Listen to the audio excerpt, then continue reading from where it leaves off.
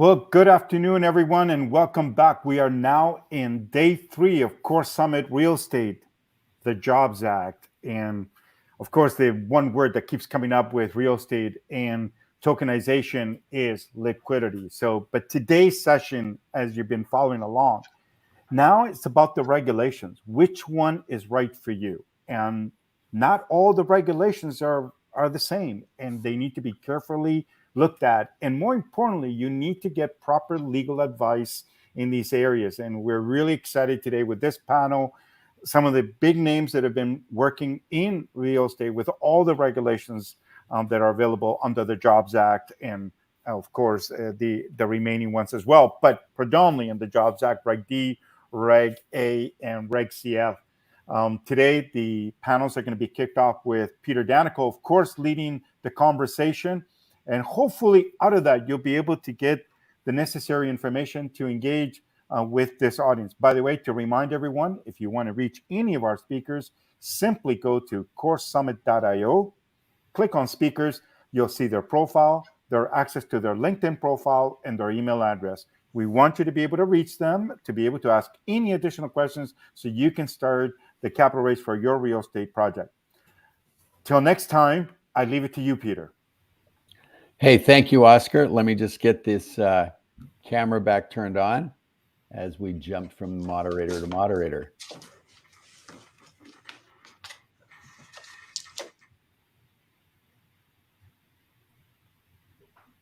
I always feel like your camera must be different than the rest of ours. It never comes on. It's every time that you join Oscar, it seems to turn my camera off. So I don't know if that's a center stage or an attraction thing. But anyway, gentlemen, welcome. And thank you, Oscar. So to kick off today's session here, the next 45 minutes, our panel will be discussed what regulations we should use specifically in the real estate. I would like to do a quick introduction to our panel, and we're open to questions throughout the session. We have a panel of experts who have put together hundreds of offerings for their clients for Reg CF, Reg A, and Reg Ds, filing specific to real estate as well as a variety of other industry sectors. First off, I'd like to welcome Doug Ruark, the founding principal of Reg D Resources, Louis Bevilacqua, the founding member of the law firm that represents, that bears his name, and Nate Dodson, the partner in crowdfunding lawyers. Great to have you all here, gentlemen. We always like to start off with the basics, and I'm going to put it over to you guys. So we're going to start with Reg CF. We've got Reg CF, Reg A Plus, and Reg D, and we're going to go through a little bit of a Q&A on describing those. So Doug, let's start off with the Reg CF and how it relates and what are the parameters and limitations and requirements. Yeah, so, Reg CF, it's interesting. We are starting to see a lot more real estate operators using CF. And essentially, it's because of the rule changes from March of 2021, where they took the limit up to 5 million. And then they also opened the door to FINRA broker dealers serving as your intermediary. And what that did is it kind of opened the door to being able to avoid going up on the CF platforms and be able to kind of execute direct with your own raise portal. So on the CFs, I think, some of the key considerations to keep in mind. Number one, you are limited to $5 million in a 12-month period. That does work for a lot of these real estate guys. If they've got an infill site development project and they need to raise a couple $1 million, it works great. Or we've also had people where it was just kind of a starter round for a real estate fund. They were using leverage, so that 5 million might get them up to 20 million in purchasing power. And then ultimately, they might then go out and do a second or third round, using something with a higher limit like Reg A plus. The other thing to keep in mind is that you do need to have either a broker dealer on board as your intermediary, or you need to obviously execute on a platform that is a CF approved platform. So that's one of the things to keep in mind on CF. The other thing to keep in mind is that any offering that is above $1,235,000 in size, you are going to be required to have audited financials.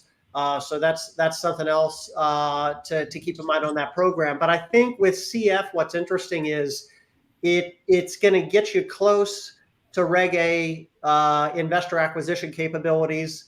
I won't say it's equal to it, but it is close. You can generally solicit, you can raise money from everybody. You also benefit from a very streamlined investment process. So, the KoreConnect's back-end end-to-end subscription processing technology. Not a lot of difference, obviously, as you guys know, between the CF and the Reg A version there. I mean, very little difference. And that matters. I think it matters because anytime you have friction in the subscription process, like you would have with the Reg D 506C having to provide verification, it's a problem. So with the CFs, you get a streamlined way to execute with the subscription process. So kind of the big thing on CF, you can accept investment from non-accrediteds and accrediteds, 3-minute investment process. There is going to be a transfer agent on board. You're required to have a broker dealer on board or be on a CF approved platform. You're limited to 5 million in a 12-month period. And also just keep in mind that $1,235,000 is the audit limit. So if you're going to go above that, you do need to come in with audited financials. Oh, great coverage on that, Doug. I appreciate that. So let's dovetail. Okay, so a Reg CF, we can go up to $5 million. We have general solicitation. Lou, when we move over into the Reg A space, what's the difference? I mean, it's a more sophisticated offering. There's a lot more legal requirements. Maybe you can give us the baseline for as we go through the various regulations. Sure. Can you guys hear me? Perfect. Okay, awesome. Yeah, so one thing I just want to mention, especially in this fractionalized real estate space, is, and we'll get into this, Reg A can cost a lot more. You have to do a full SEC review. Reg CF, basically you have to put the Form C together and you file it with the SEC, no review. So a lot of times when you're trying to prove concept and you want to save on costs and things like that, one thing you might want to do is start with, if you're doing a series LLC and a fractionalized offering and you want to try one series, you could try to raise the money under Reg CF, and then you can continue thereafter under Reg A, and you might be able to, get your minimum viable product and proof of concept done under Reg CF, and then pivot to Reg A. You can raise up to 5 million under Reg CF, so why not save the money and start there? So we have a lot of clients that we start off with Reg CF and then go to Reg A. So with Reg A, you have to file a full-blown offering statement with the SEC. Then, the SEC reviews it. So you file it, and then about 30 days later, you get comments from the SEC. You have to respond to the comments. You go back and forth. So, typical timeline might be, I would say, a month to 6 weeks to get everything ready and on file, assuming the audit can be done in that time period.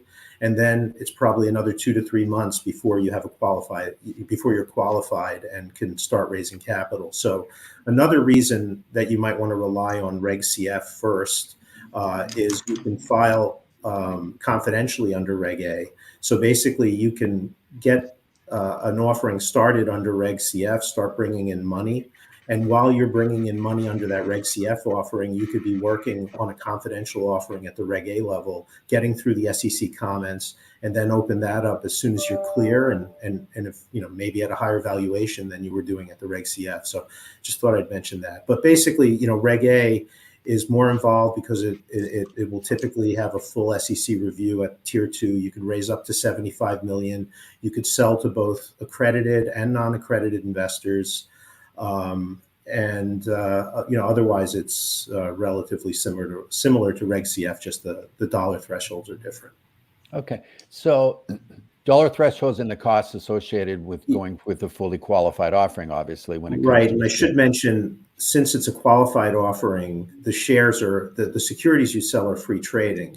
So this is really important if you're trying to create a platform where you want to have resale of, the interests on your platform, whether you're an ATS or a broker dealer, and you want to create, or you're teaming up with an ATS or broker dealer, and you want to, have free trading shares, and you have a secondary market in the securities. So in that case, you'd really want to go with Reg A because the securities are free trading upon closing. Okay. No, great insight and good overview on that. Let's take a little bit further on so on a Reg CF, there's a 12-month hold period. On a Reg A plus, they're freely transferable. does that have any impact if I'm rolling from a Reg CF to a Reg A, for example? Let's say I'm 6 months into my CF. Core transfer, we manage cap tables and shareholders, and they have different rights and roles and restrictions. What's been your experience from that perspective? The 12-month holding period from the CF as they move to the Reg A, which are freely transferable. Nate, have you experienced on that or comments on that? When it comes to the CF or the Reg A, each one of them kind of has their right time and their right place. So I'm a huge fan of all the different regulations, and I know we haven't talked about the giant of the room, Reg D, yet. But I mean, $5 million with the Reg CF, it's a great place to start, especially if you're trying to build a large audience. It can easily lead into a Regulation A offering, but frankly, pretty often we will do a Regulation D offering to get things kick-started and moving forward while the Regulation A process is moving along. And really, it just comes down to everybody that's looking to raise money. When do they want money? Tomorrow, not 3-6 months down the road with Reg A. Although once they hit that point, it's pretty clear sailing that they've got a long runway and a great platform to move forward with. But in terms of expediency and to lower not just the $5 million limitation and be able to raise more than that, but to be able to move quicker in not having to do audited financials, in not having to go through any suitability with the broker dealer. I think at the end of the day, the Godzilla in the room is still Reg Ds with the 506Cs, where you still have the exact same general solicitation. You can market, advertise online, everywhere else, still leveraging the CoreConnect's portals and platforms to make things nice and simple. I just think at the end of the day, the ability to move fast and take in capital that much sooner really kind of throws a weight behind still Reg Ds being the big monster. So you hit the key points. All three have general solicitation. Let's dive in and let's dive into the Reg D side of the equation here, or the Reg D exemption. What are some of the filing requirements for the Reg D? You mentioned that it's faster. It's limited to accredited investors only. So you have I guess a smaller net when you're doing your outreach. But from a legal and a filing perspective, I know that a Reg CF is pretty standard. It's a pretty boilerplated. I know that Reg A is a more sophisticated offering, but in the Reg D world, it can take many different colors.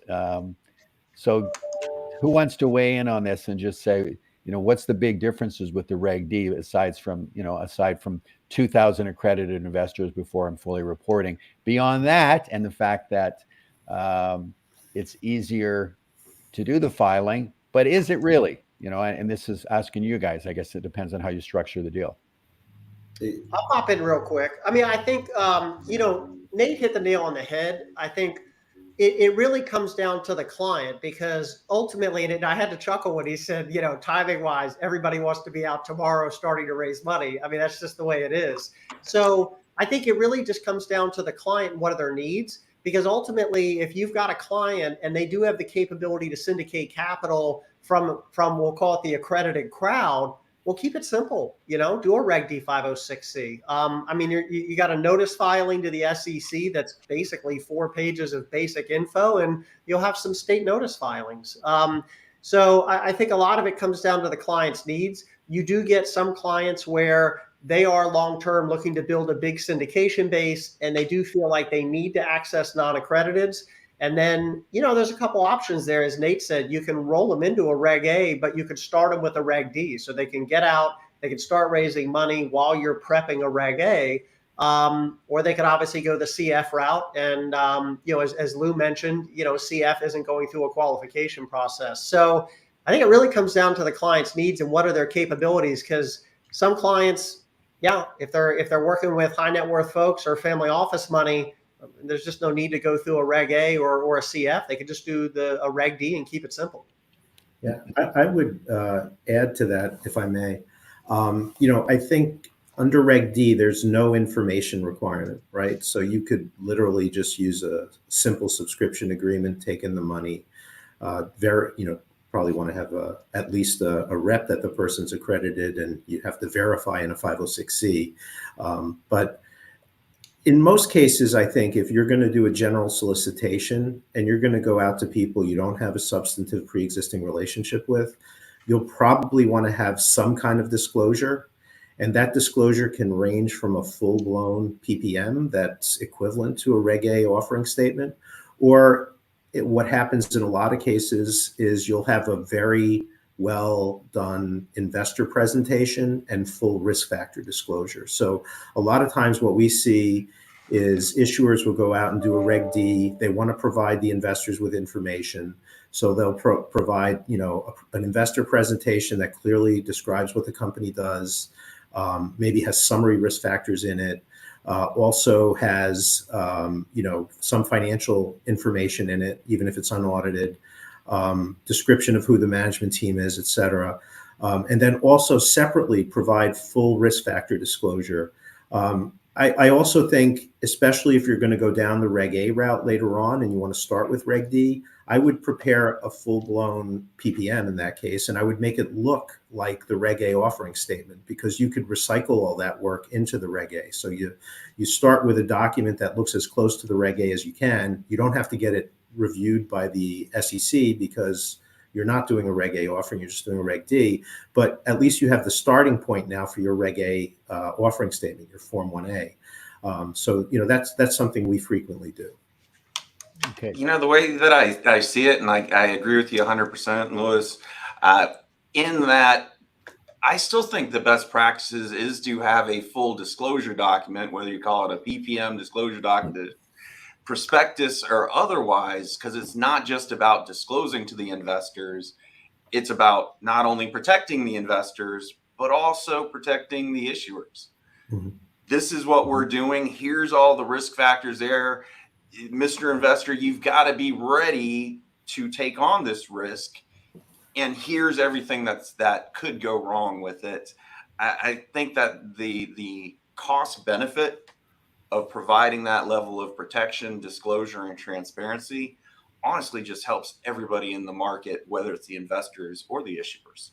Yeah, for sure. You want to have one place that you could point to that has all the disclosure in it, so that if anything comes up, you can say to the investors, like, look, we told you this might happen, right? And so that's why full-blown risk factor disclosure, in my opinion, is key, because you're going to try to put everything in. And you have to be thoughtful about it. You just can't cut and paste it from some other offering, right? You got to think about the risk of your particular deal. Otherwise, you're wasting your time.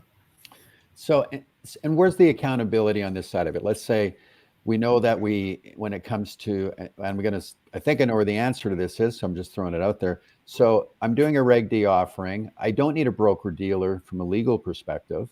I certainly need to be collecting the various attestations associated with those individual investors coming in. Maybe you can just touch on that. Like, what are those attestations, and what's the responsibility of the issuer should they not wish to use a broker dealer to actually validate those accredited investors? Well, from an issuer's perspective, if they don't verify that the investors are accredited, they've blown the exemption, and they violated Section 5 of the Securities Act.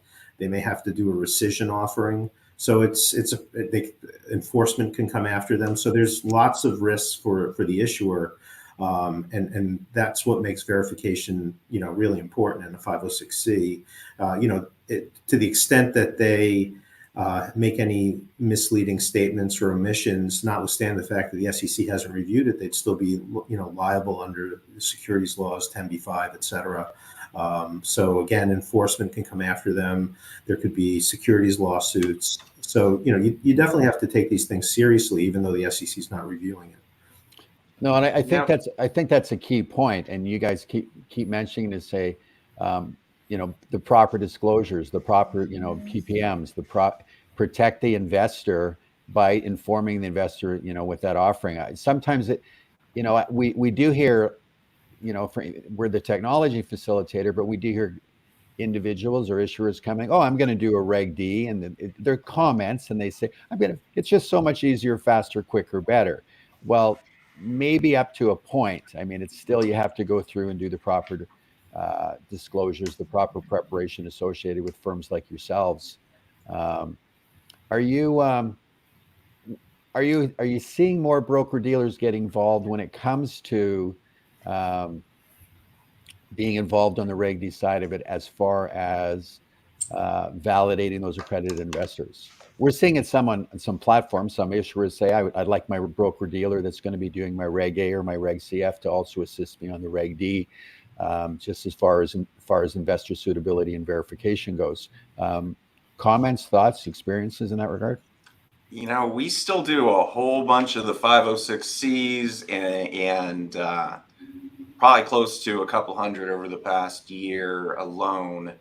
And I would say that 80%, 90% of the issuers are relying on the written opinions from CPAs to verify the accreditation. It's just the most direct, simplest. Oh, could we get your CPA's contact so that we can get the verification done? I mean, it's just the least heavy amount of work on all sides. So I think there was previously a big fear of, oh my God, there's these extra steps with these verifications. Are the investors even going to want to provide this information? They definitely don't want to provide the information to me because they don't know me. Well, just kind of the way that the process is really worked out has not been a major hurdle. And I think from a technology perspective, we're starting to experience that becoming more and more simplified. If it's a check in the box that says, okay, here's let's say your 9 attestations, a letter from my lawyer, a letter from my CPA, whatever that attestation that's going to validate me as an individual. If I can just click on the box and that issuer can request that information actually to approve that investment, I think it just makes the journey a lot cleaner and swifter for both that investor and also, again, protects that issuer behind the scenes. So I think the days of running around with a lot of paperwork, it depends who you're talking to. The next segment is going to be a little bit more on the family office institutional, which involves a whole bunch of different documentation requirements. Are you seeing more of a transition to try to go online with, say, a Reg D offering for those accredited investors, just out of efficiencies and not mailing documents around or emailing documents? Comments, thoughts? More of it, less of it, same old?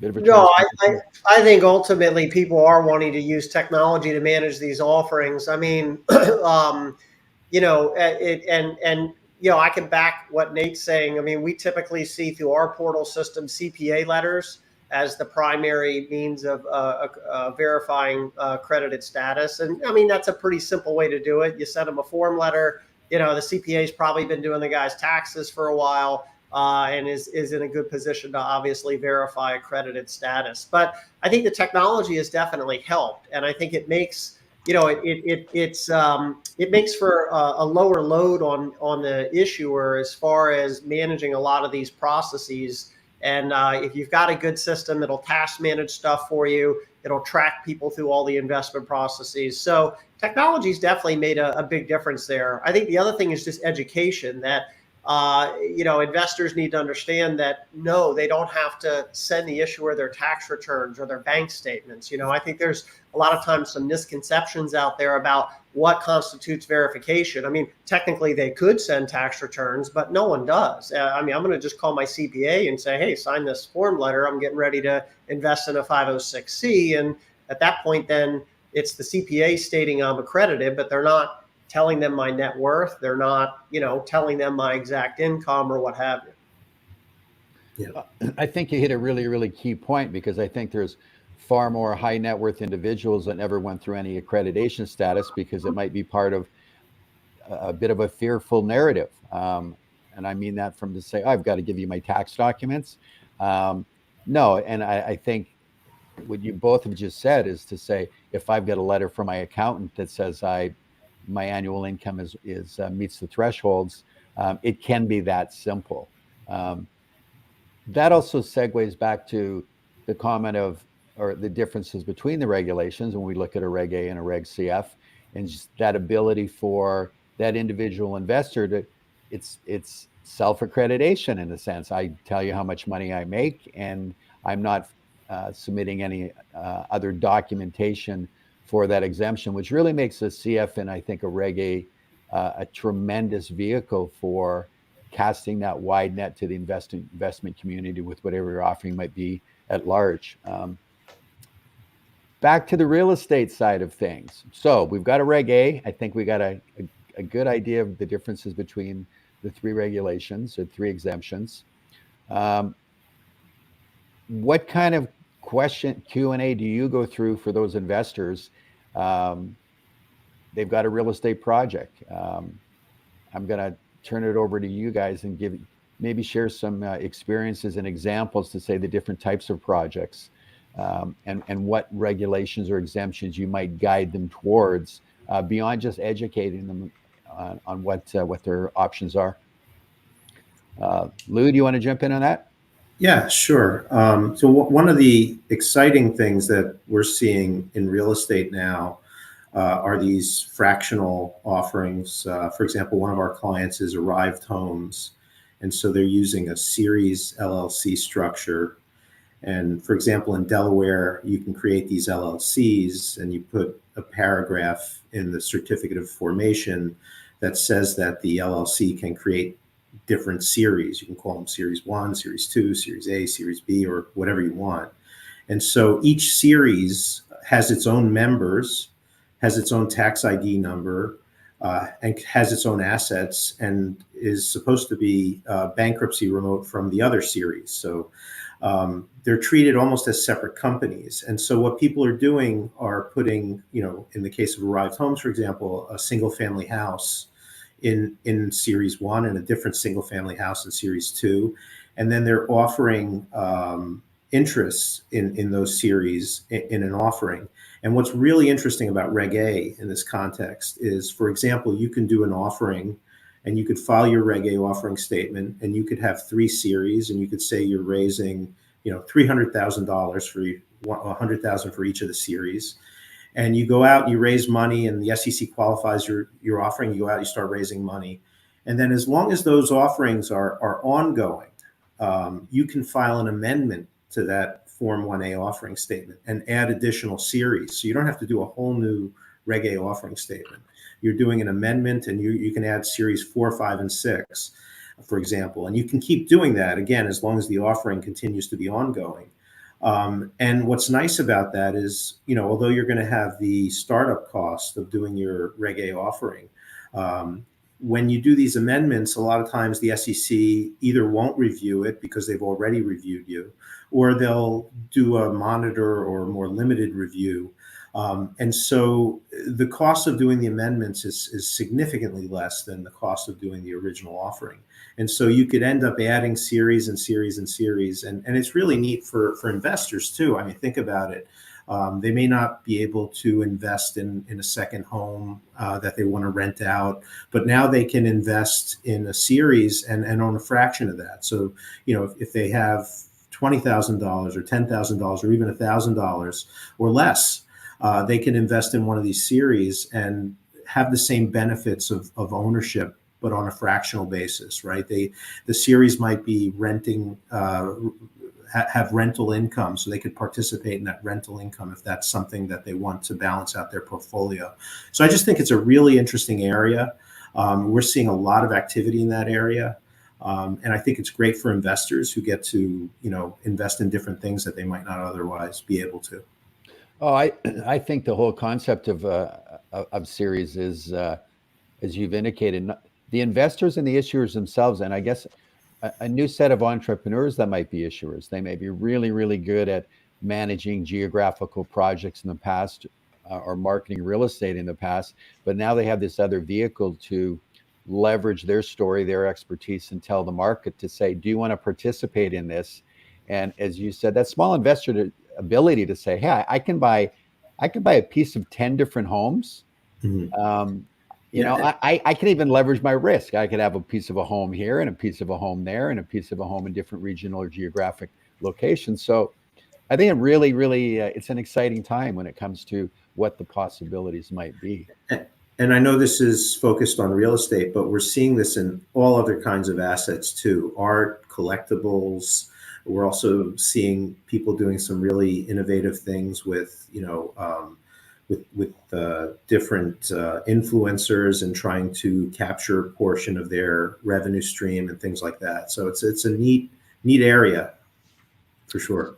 So fundamentally, the concept or the term of fractionalization, tokenization, is really breaking down an asset into pieces and having them represented by a security that the investor is investing in. Would that be a real simple way to present Right. it? In this case, it's a series of a limited liability company. So it's like a special purpose vehicle, and you're buying a share in that or a membership interest in that.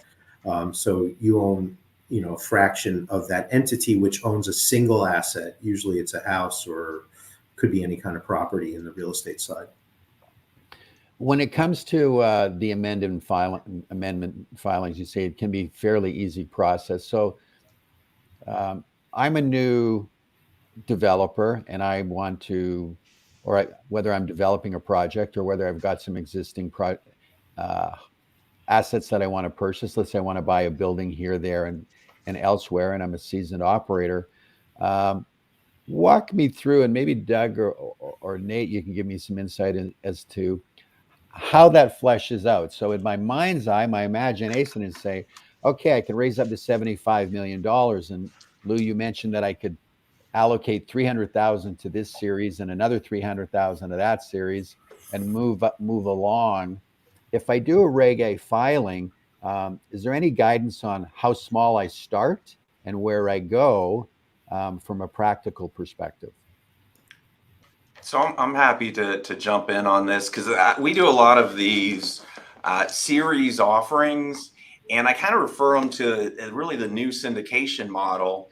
Especially in real estate, you have the very traditional serial syndicators that just have deal after deal, property after property, that in the past they would have just done multiple syndications, single asset or designated asset investments.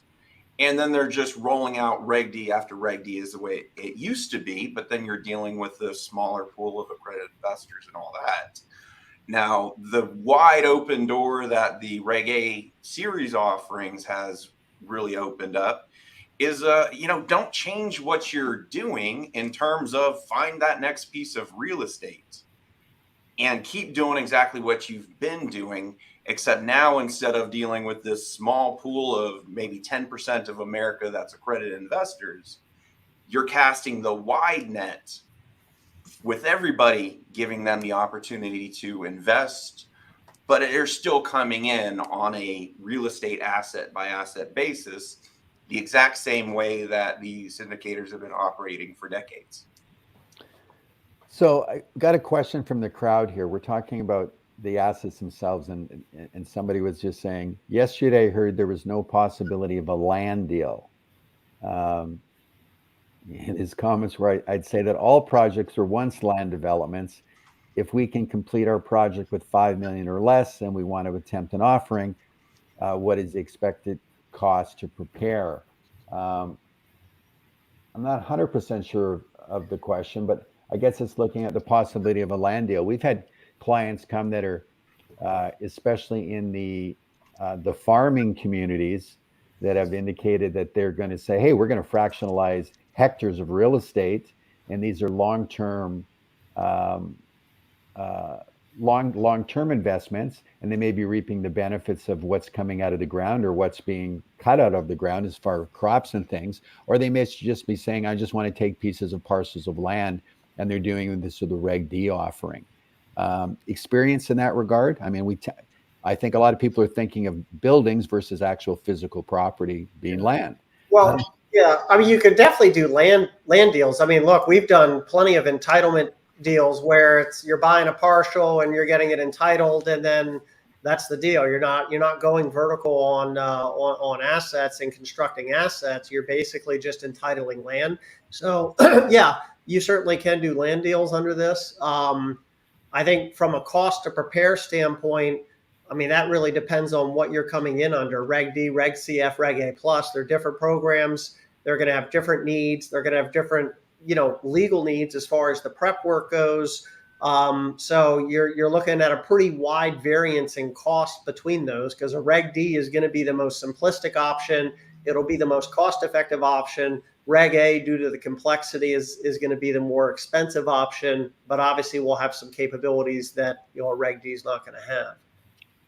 And I guess two of those being, one, you're casting your net to the general public at large, as far as the non-accredited investor, but you're also, let's talk a little bit about the ability to transfer shares between the three different exemptions. So Reg CF, I've got a 12-month holding period. A Reg A, they're immediately transferable. So what does that mean to that investor when they say transferable? I know what it means to us as a SEC registered transfer agent. They log into a platform and say, hey, I would like to transfer my shares from Peter to Paul. Maybe it's a family member, and the cap table gets updated. From a legal perspective, comments on that, thoughts on that between the different reg, and then a Reg D, of course. Well, go ahead. I would say, sorry to jump in, but jump in, Lou. That's where I would say it's great that they're freely transferable, but that doesn't really help much if there's no market, right? So you need to have a market. I mean, certainly you could transfer it to a friend. You don't have to worry about 144 if you're Reg A qualified, right? But the real key is to have a market. And so the market, and not so much well, let's talk about the series first. A lot of times what's happening there is the platforms are trying to create a market. So they'll either become an alternative trading system themselves, or they'll be a broker dealer and they'll do it in kind of a bulletin board fashion as a broker dealer, or they'll find some other way, creating a relationship with a broker dealer or an ATS to create that secondary market. And so that's the way, the series interests would trade typically, is if there's some kind of alternative trading system, ATS, that's either sponsored by or created by the issuer, then they'll have their technology set up with that, and it'll trade on that ATS.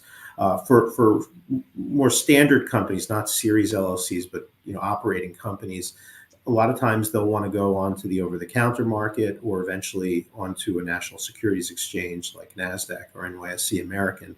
And so, that's also very helpful, right? You can do a Reg A, you can create a shareholder base, you can create public float, and then you can do another offering to uplist, firm commitment underwritten offering.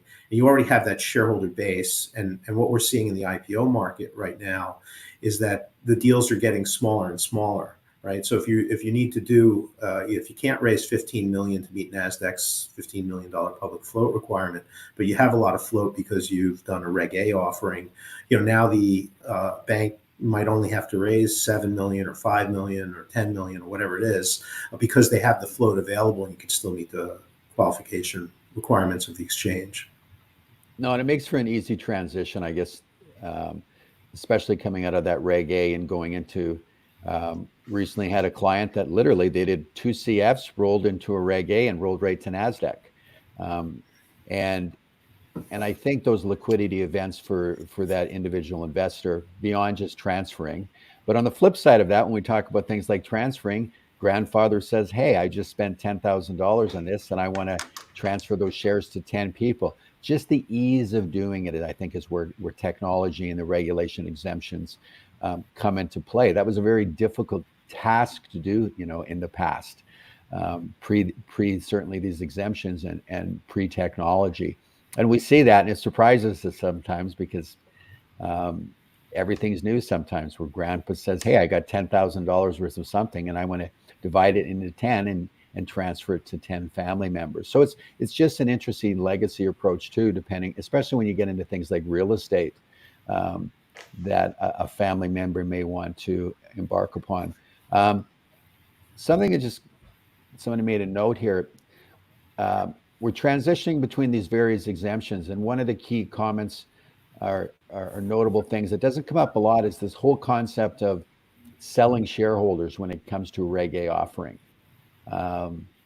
Anybody want to touch on that, what that really means?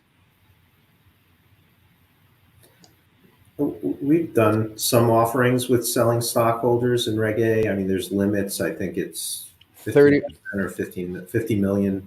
30% of the 30%. raise is my understanding. Yeah. So Yeah. you can allocate 30% of the raise to the selling shareholders. And I think it's just warrants for some firms or some organizations that might say, hey, I've got, a lot of existing shareholders and I've raised capital through different means over the last 7 years, for example. And now I want to do a Reg A and expand and maybe have the opportunity for some of our existing shareholders to take something off the table. Now, it's not meant for that CEO to come in and say, I'm going to do a raise. And, the SEC has to qualify that specific so it's not onerous to the company. But I think it's just a great other option when companies are looking at the advantages of a Reg A offering. I've got freely transferable. I can go to an ATS. I can fractionalize them go to a marketplace and have those liquidity events. And I think if issuers understand that each exemption has, varying degrees of value based on your needs, especially in the real estate, I think the opportunities grow and grow. Let me ask you guys a question that's coming up here. And this is from a student, so I think there's a little confusion, but I think it's important that we talk about it. So when they tokenize an asset, do they tokenize the physical real estate or the paper that holds the asset? Well, I think we're tokenizing the securities behind the asset. We're not actually dividing up the real estate. Any comments on that? I could have misinterpreted the question here, but that was how it's written. I think it's really hard to do a token offering, though. I haven't seen any go through, or maybe one through Reg A. I don't know what you guys are seeing. I just don't see a big point of tokenizing a lot of the assets under Regulation A, because you already got a transfer agent whose job is to keep up with the capital stack, the actual ownership of the company. And so the tokenization is a little duplicative when it comes to the Reg A's. I think it can also be a bit of a misnomer. Or Doug, you had a comment on that? Well, it's funny because actually Nate and I, we had this discussion on Monday. I mean, look, you really have to ask yourself, what are you going to accomplish with creating a token structure? Because ultimately what you're doing is you're kind of out of thin air creating a hybrid security structure. And you then have to ask yourself, what am I accomplishing with that I can't accomplish by selling membership interests or stock or a traditional security that is going to, provide someone with investment in that asset. So, with the token stuff, it is interesting because it does create some, in my opinion, some complexities. I think where I see a lot of people get hung up is the essentially the rights, or if you want to think of it, kind of the certificate of designation document that's going to outline the rights on these tokens. And I think it's just one of those things where you have to look at what is the most straightforward path here. If you have someone that has an asset and it's sitting in an LLC and they wholly own it, and they want to maybe exit some of their equity and they want to maybe sell membership interests, I don't really see a need to tokenize. Just sell membership interest through an offering and sell 40% participation in the asset if you want, and move on. And I think the other thing too is just investors understanding the security. That's the other thing, is you do run the risk of the average everyday investor looking at this hybrid security, this token, and maybe having some reservations about what are they actually getting, whereas a membership interest or a share of stock in a REIT, for example, I mean, they're going to have a better chance of understanding that as far as the security goes. Luke, go ahead. Peter. Go ahead. I think you'll be stuck in registration or qualification or whatever you want to call it forever if you try to register tokens right now. I just don't think the SEC will let it go through. And I guess the benefit of it would be that if you are able to get it through and you have these freely tradable tokens, then, they could trade on the blockchain and they could trade on these other platforms that trade Bitcoin and other cryptocurrencies, perhaps. But I don't think we're there yet. I think, the SEC's got to come out with some rulemaking to eventually let something like that happen. Right now, if you file a Form 1A that tries to register digital securities, I think you're going to have a really hard time. And I doubt you'd be able to get it through the SEC at this point. I think what I'm hearing, a lot of it's just definition. I mean, I can talk to 3 different people and everybody has a different interpretation of what is a token. And from a very simplistic perspective, I look at it's a representation of something. If it's representing a security and I call it a token, my underlying vehicle is security. Blockchain, and we do this every day. So I kind of scratch my head sometimes and I go, we kind of tokenize everything that we do. If you're saying a token is something that's fractionalized and putting on the blockchain, it's just an efficient method to have a representation of that security. And if that's the case, I kind of tokenize everything all the time. But I think where it crosses the lines is people look at the vehicle of a token in the ICO world, and I'll use that as one category, where me as the individual have complete control and responsibility over that token with no intermediary that's protecting me.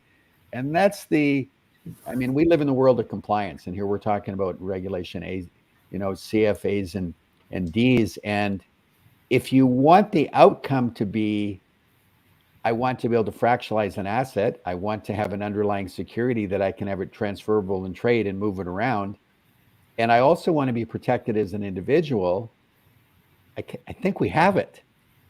So my best analogy is me walking over to a bank and the bank teller gives me $100 and I put it in my mattress at home because I decided I wanted it off chain. And then I lose it or my house burns down. I go back to the bank and say, hey, my $100 is gone. Can you give it to me? And that's the disconnect that I have a fundamental problem with when we go off. Hey, I'd like the world to be a place of trust, and I'd like to have a blockchain that's going to be this immutable ledger that protects us all. But if that were the case today, maybe we'll get there, we wouldn't see all the problems that we're having with the FTXs of the world, would we? Well, let me add one thing real quick. So if I decided that I wanted to syndicate some capital for a real estate asset, and I called Nate or I called Lou and said, hey guys, I need you to form an LLC for me, and I need you to draft an operating agreement. The operating agreement that they're going to draft is based on some tried and tested legal principles. So I'm going to feel very confident when I move forward with that ultimately the membership interest that I'm selling and the governance document that is governing the LLC and the rights of these members, that it's tried and true, legally tested principles there. I think the problem with the token stuff is this is all fairly new. So I think at the end of the day, if I'm selling a token, right, you've got a governance document there or a rights document, and what has that actually had the type of tests applied to it from a legal standpoint that something like an operating agreement and membership interest would, or stock out of a REIT, for example? I see the biggest issue and have heard it all the time. People don't understand or think of a token as a security and not realize it's kind of irrelevant if you call it a crypto, a token, fractionalized real estate. That alone doesn't make it a security. It is always comes down to that investment test of, are you selling securities? Do you have to care about this? Or is it more of a smart contract that is not really a security? Everybody tries to avoid dealing with us. But at the end of the day, we're there to protect the clients, to make sure that they're actually doing it right. So they really need to understand whether or not their token or their smart contract isn't really just a security at the end of the day anyways. And if my security has some liquidity options with it, do I care as an investor? And do I want the protection? I still struggle with the desire to have something that nobody gets to see and I get to hold over here, but I want to be protected. I struggle with that because there's something that seems to be missing in that conversation. So on that note, we've approached the top of the hour. Any closing thoughts or questions, gentlemen?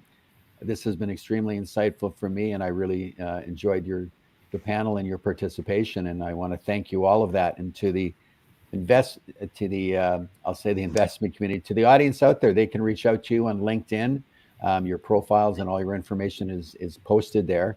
And again, thank you for the call. Any closing comments other than to say reach out to you guys, and it starts with measuring once and speaking to your attorneys?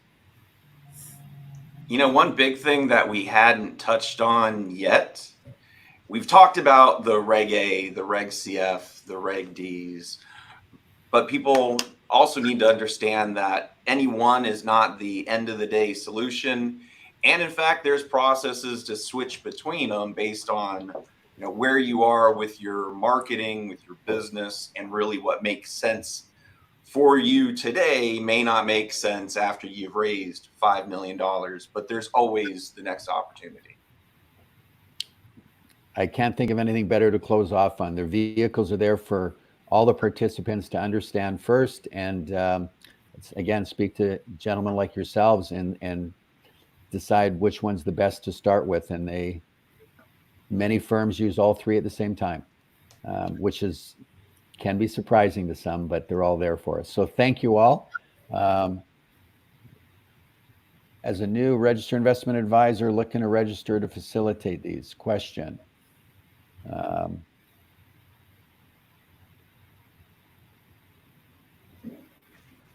Yeah, that's more of an investment advisor regulatory type question. I wouldn't.